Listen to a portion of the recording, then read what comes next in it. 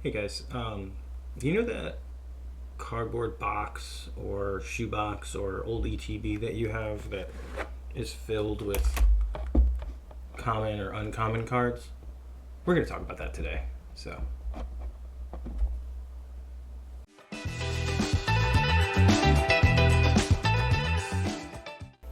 hey guys, it's Kyle, spinoutcards. I freaking love bulk. It is one of my favorite things to repurpose, resell, and reuse in the Pokemon hobby. It helps me further my collection goals, and today I'm going to show you 2 ways that you yourself can repurpose your own bulk and get rid of that shoebox in your closet.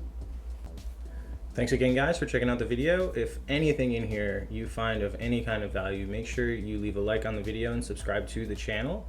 And with that, I'm going to show you the 2 ways that I deal with the ever-growing and pretty much uncontrollable bulk problem in the Pokemon hobby.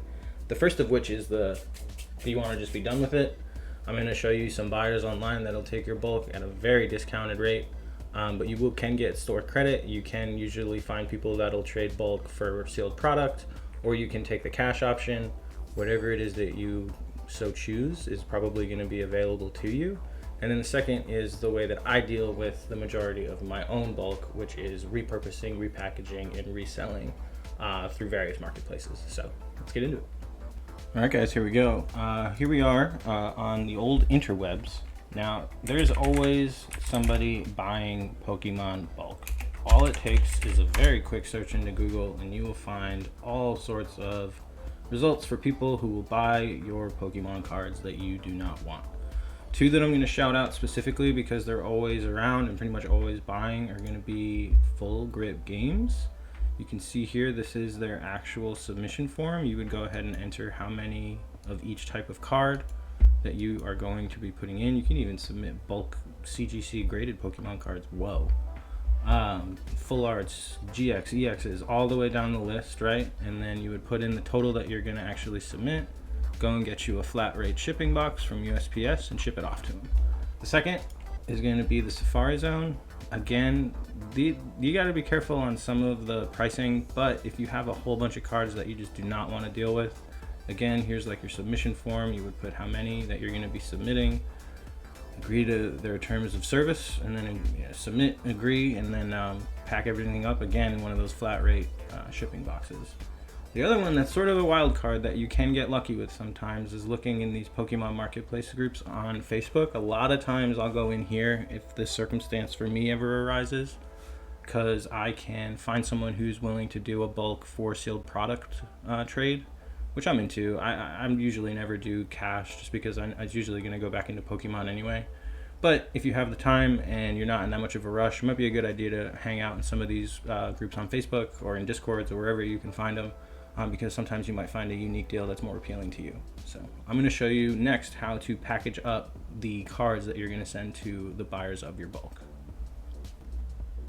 Okay, so real quick before I get into showing you how I actually package up the cards, when I keep saying the flat rate priority boxes, this is what I'm talking about.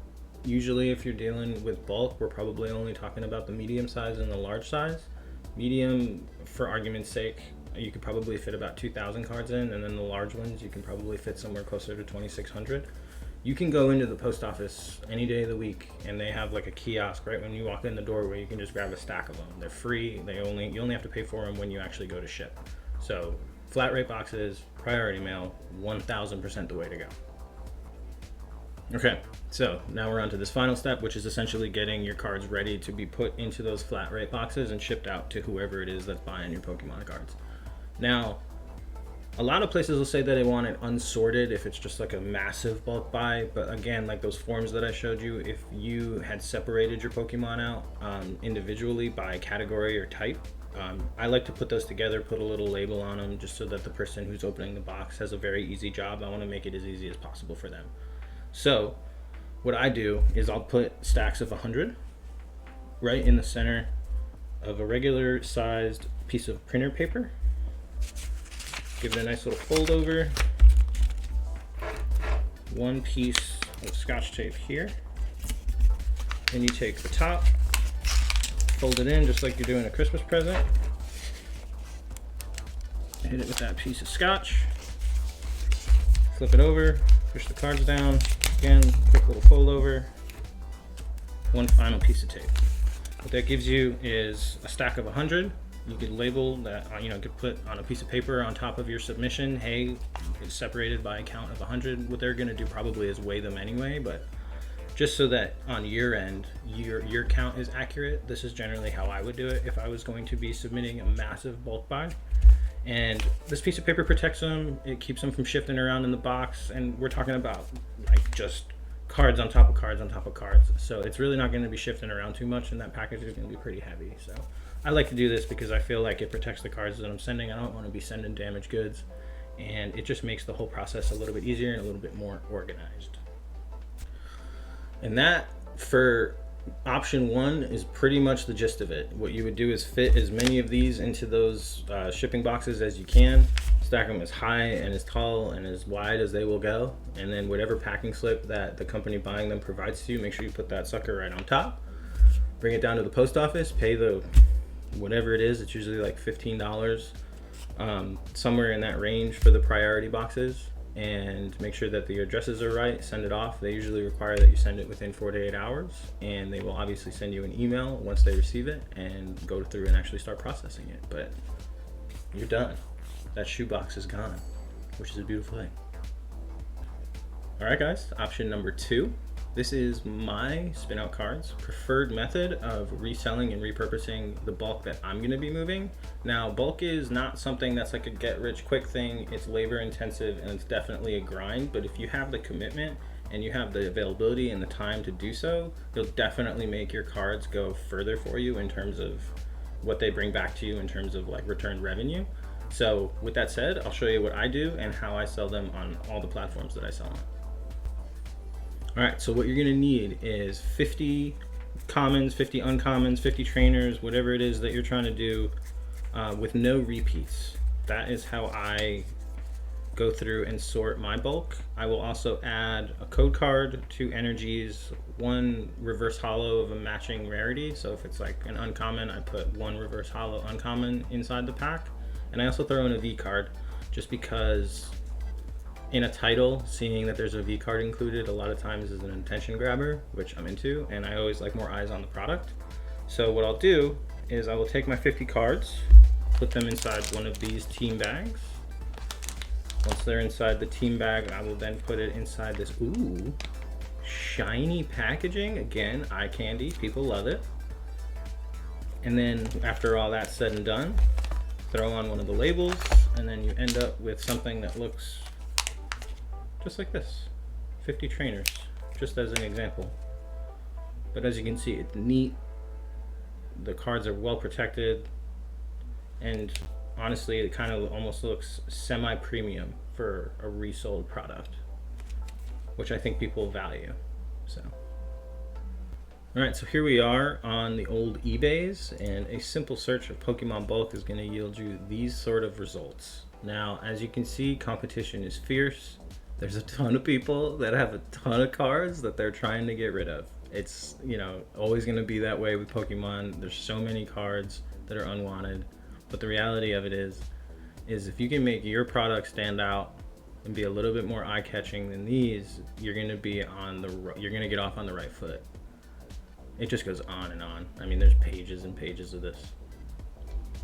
All right, so here are some examples of my listing. Now, I pulled up Facebook just for whatever reason, just because it was easy, but they all look exactly the same across all my platforms. And I saw on Facebook, Mercari, OfferUp, and eBay. Now, if you look at these, you'll see that it's really not too descriptive. It's just like, hey, these are all bulk TCG, 100 to 150 cards, like really nothing eye-catching. So what I do is I like to put like more of a description in the actual title itself. So like this one was all common. So like 100 official common Pokemon TCG cards, no repeats, plus 2 bonus holos. Or this one, 100 common/uncommon official Pokemon cards, bulk lot, includes 2 bonus holos and 1 V card. Again, I don't know how much of that translates to the person that's buying it, because a lot of times people that are buying bulk are like parents for their kids that don't really know exactly what they're looking for. They just know that they need something. So I just find it helps drive a little bit more in terms of sales. Now, these would be some of the pictures that I would use. You can see I include the packaging, some examples of the cards that you can get, and then a very thorough description. I think that is probably one of the most key parts of it, so that the person who clicked on the listing actually knows exactly what it is that they're going to be getting. So as you can see, I like to kind of mix it up as opposed to it just being some bland, like here's 100 Pokemon cards. I'll tend to do like 50 common, here's 50 uncommon, you package them together, this is the set price that you pay, you get a little bit of a bonus so that the buyer is enticed to actually go through with the final sale. Now, I can't tell you how many of these I've actually sold. I sell a lot of graded cards as well. There's a video coming on that soon. But the reality of it is like when one is slow, the other one is usually pretty busy, which is nice because it fills out sort of just the overall time schedule of like if cards are getting graded, I'm moving a lot of bulk or vice versa. So it is an incredible way to make every single card that you pull out of your Pokemon packs go to work for you.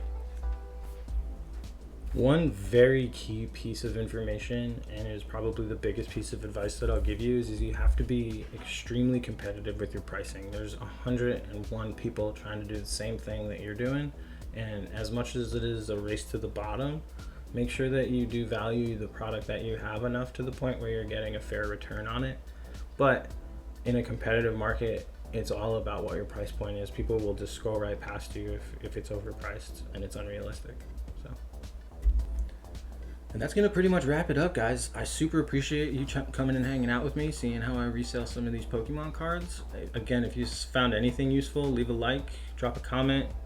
If you have any questions, I'm happy to get back to you in the comments section. Subscribe to the channel. Like I said, I got more videos like this coming. And yeah, see you in the next one. Good luck.